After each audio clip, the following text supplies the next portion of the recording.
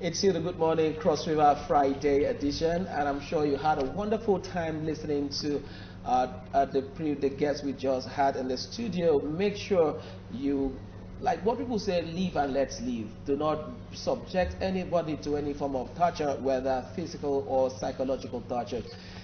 Joining us on set this morning is a lawyer and a public affairs analyst, Honorable Comrade Ekpenyong Akiba. Comrade, good morning and good to have you on the show. Yeah, good morning, MC Joe. And just before we move on, we have a breaking news here. APC faction in Cross River suspends National Vice Chairman South South Tufam Hilliard Eta. That's the breaking news. Now, that leads us now to the APC problem at the national. This problem has been on for more than 2 weeks now. And just yesterday, the NEC dissolved the NWC. So, well, let's look at this. Where do we see this party in the next 3 years, starting from the problems that they're having? Well, let me start by saying that the crisis rocking the APC for me has been more than 2 weeks because it's the crisis that have rocked the APC prior to the last elections, and that was because you agree with me, there's been factionalization of the party across the country, various states. So the most recent one is the one you're referring to, 2-3 weeks, which had to do with the recent suspension of the national chairman.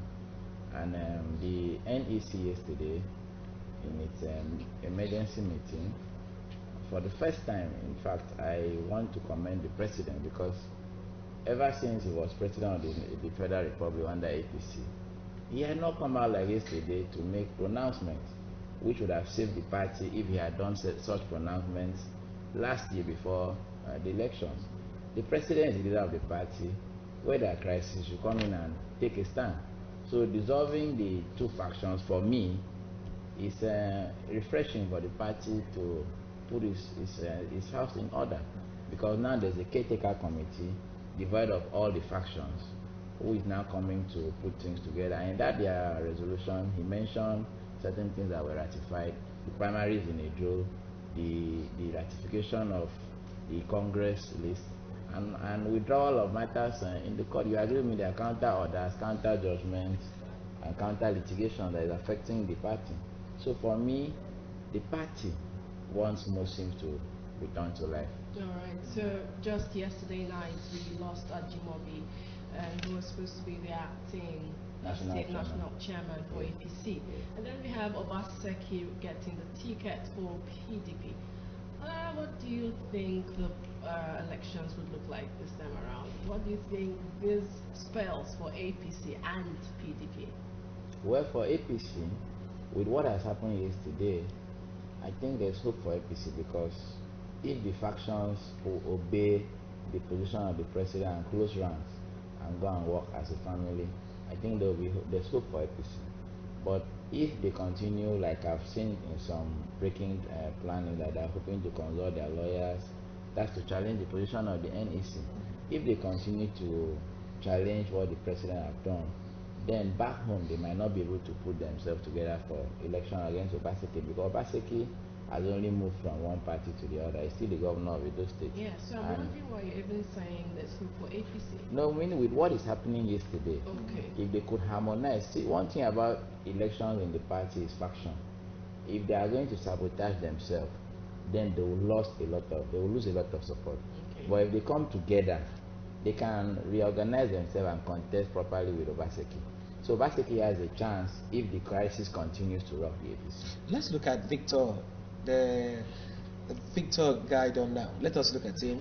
You know, looking at coming from resigning his position and going to contest, and now coming back, and that is the side that the NEC, President Buhari, that's the side he's standing on.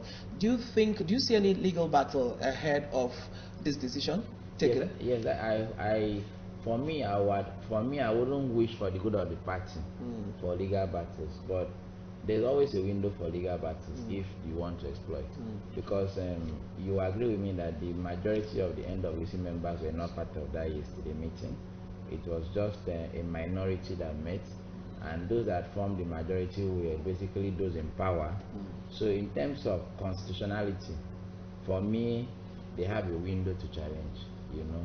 But in terms of party leadership, I think the party thinking of how to salvage the image of the party, which is for me more important for the party, because the party survival is more important than being in court.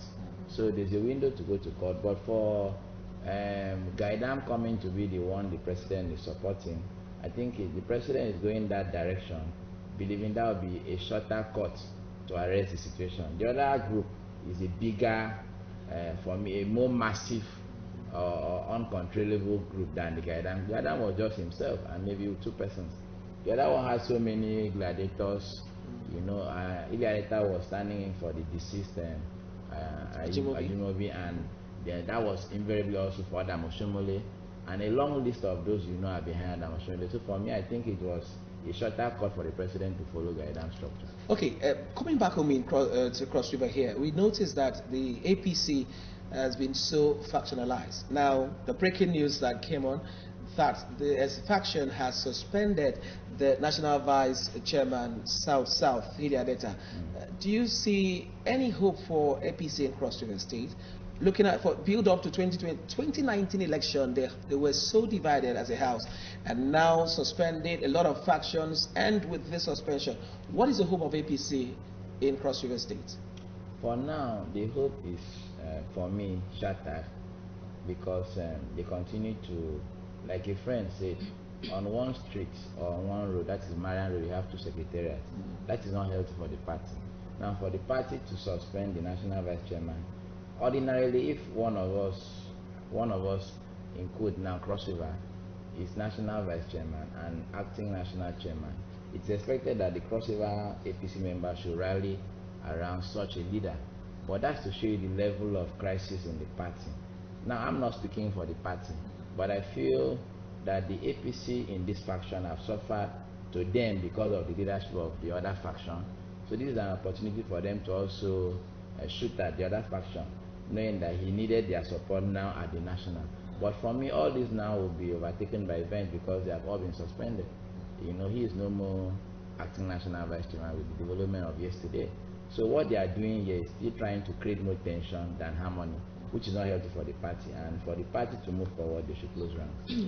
Okay, so let's deviate a little bit. During the course of the week, there was a demolition in Ghana, and that was the building that served as the High Commission of Nigeria.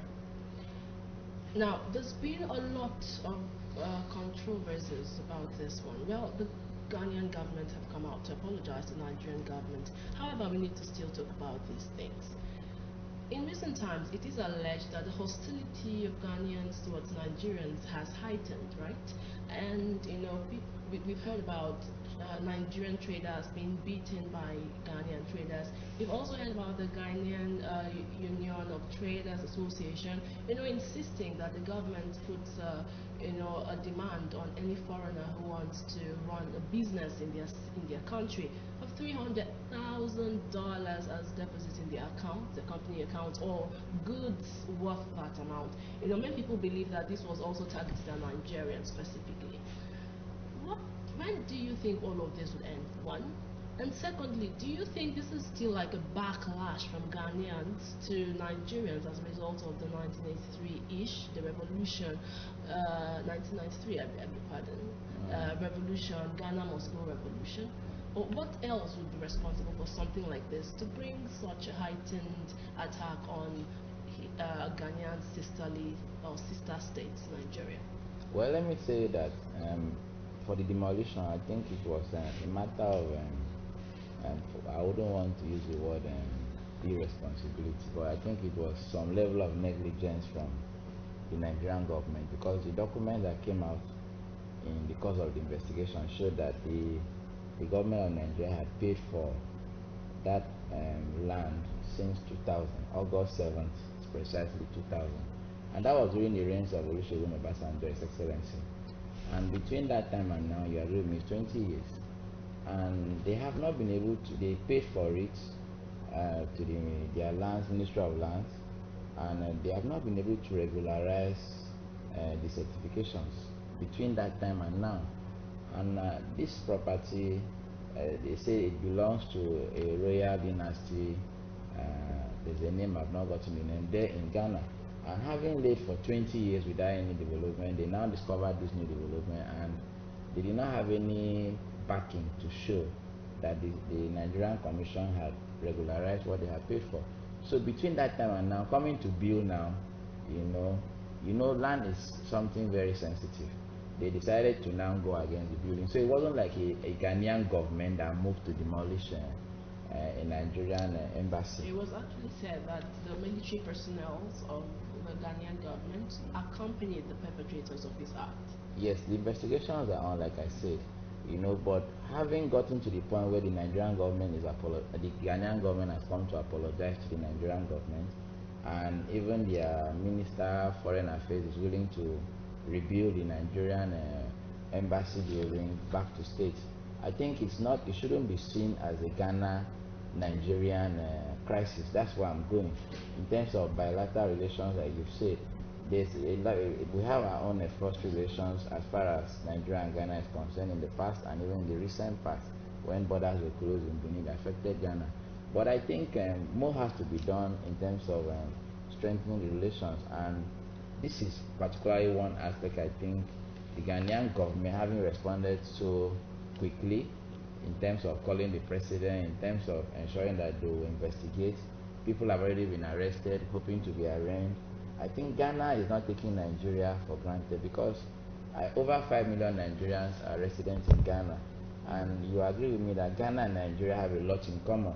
So the two governments have to strengthen those ties. But for me, the government of the day have to also try to live up to expectation. You don't buy a property and keep it for 20 years and you've not been able to regularize it. I know that they have violated certain provisions of the convention by even trespassing our embassy. But that one is something that is going to be handled by the Ghanaian government. But our government also have to live up to expectation. The security of our embassy has to be strengthened. The embassy shouldn't be a place that someone could trespass and demolish and there's no resistance. Okay, let me quickly come in there.